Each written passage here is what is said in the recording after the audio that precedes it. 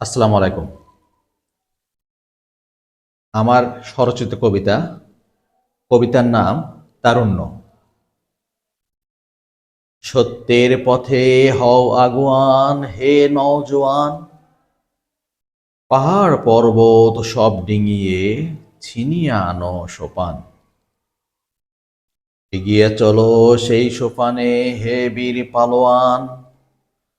রক্ষা করো প্রিয় জন্মভূমি, হয়ে থাকো চির অম্লান। তুমি নির্ভীক, তুমি যোদ্ধা, তুমি তরুণ, তুমি বোদ্ধা।